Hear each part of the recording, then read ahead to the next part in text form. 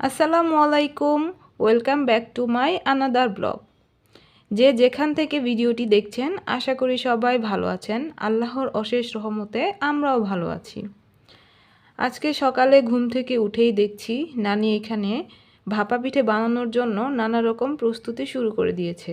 প্রথমে এখানে কিছুটা নারকেল কুড়িয়ে রাখা হয়েছিল, তারপরে আমার খালাতো বোন আর আমার ভাগ্নি এখানে চালের গুঁড়িটাকে প্রিপেয়ার করে নিচ্ছে ভাপা পিঠে বানানোর জন্য।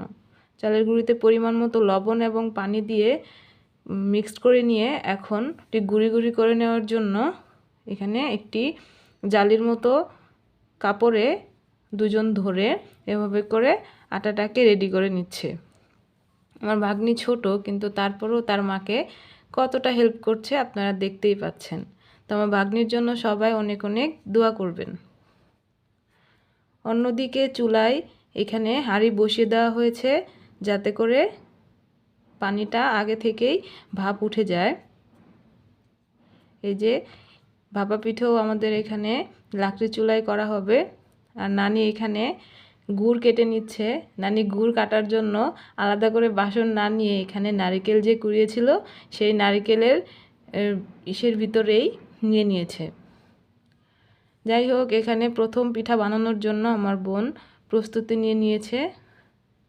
এই যে চালের গুঁড়ি প্রথমে দিয়ে দিয়েছে, তারপরে এখানে নারকেল কোড়ানি দিয়ে দিচ্ছে, তারপরে দিয়ে দিচ্ছে খেজুরের গুড়। বাসায় যতই আমরা এভাবে করে ভাপা পিঠা বানিয়ে খাই না কেন, এই গ্রামের এভাবে করে বানানো পিঠাগুলোর মজা আসলে এক আলাদা হয়।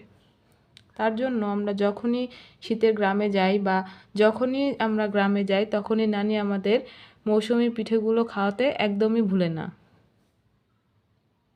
তো যাই হোক, পিঠেগুলো এভাবে করে সবাই মিলে উৎসব মুখর পরিবেশ নিয়েই বানানো হচ্ছিল। আশেপাশে খালামণি, আম্মু, বোন, ভাই, ভাগ্নি, আমার ছেলে সবাই ছিল। মনে হচ্ছিল যে ঈদ লেগে গেছে আমাদের। বাড়িতে গেলে এমনই হয়, প্রত্যেকটা দিনই ঈদের মতোই কাটে।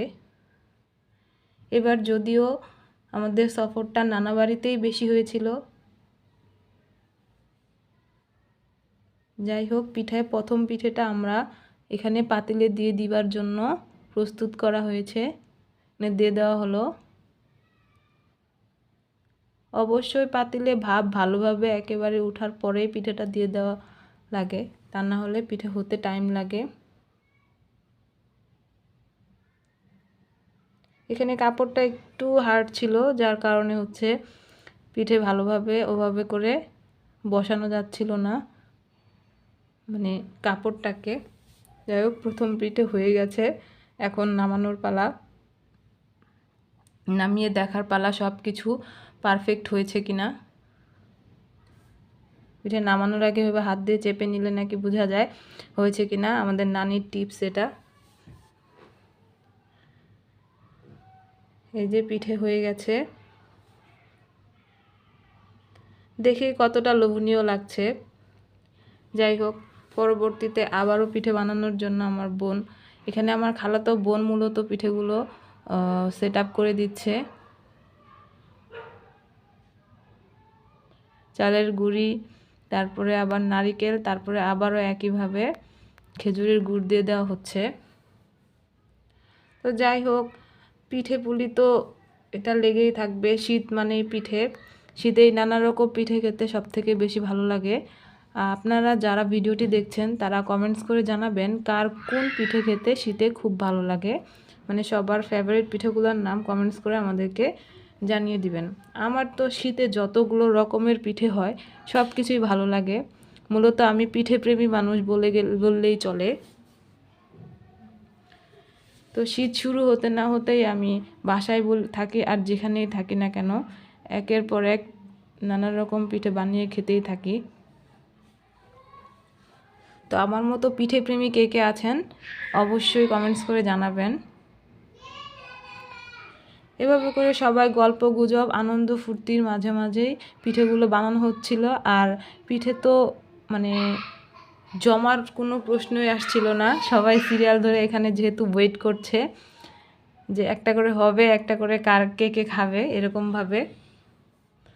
তো তো গ্রামের বাড়িতে এভাবে লাকড়ি চুলায় রান্নাবান্না করে যাই কিছু খাওয়া হয় না কেন সবই এতটা টেস্টি হয় আর এতটা মজার হয় যে মানে কিছুই বলার থাকে না। সেটা পিঠে হোক, তরকারি হোক বা যাই হোক না কেন, সব কিছুই অনেক বেশি মজার হয়। যাই হোক, কথা বলতে বলতে একে একে সবাই একটা একটা করে পিঠে হচ্ছিল আর নিয়ে নিয়ে সবাই খেতে ব্যস্ত হয়ে পড়ছিল। পিঠেগুলো সত্যি অসাধারণ টেস্টের হয়েছিল।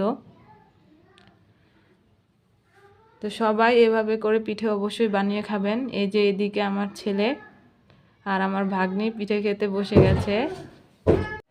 তো আমার ভাগ্নি এখানে পিঠে খাচ্ছিল আর বলতেছিল খালামণি অনেক মজা হয়েছে। তো যাই হোক, আপনারা সবাই আমার ফ্যামিলির জন্য অবশ্যই দোয়া করবেন এবং আমার নানির জন্য বিশেষ করে দোয়া করবেন যেন আল্লাহ ওনাকে আরও অনেক অনেক অনেক বেশি হায়াত দান করুক। আর এই যে আমার ছেলে পিঠে নিয়ে তো বসেই আছে, খাওয়ার নাম নাই। ও অবশ্যই পিঠে খেতে পারে না, তো সবাইকে দেখে ও বসে গেছে পিঠে খাওয়ার জন্য, বলে আমার কাছে দিয়ে দিচ্ছে, আম্মু আমি খেতে পারি না। যাই হোক, সবাই ভালো থাকবেন, দোয়া করবেন। আল্লাহ হাফেজ।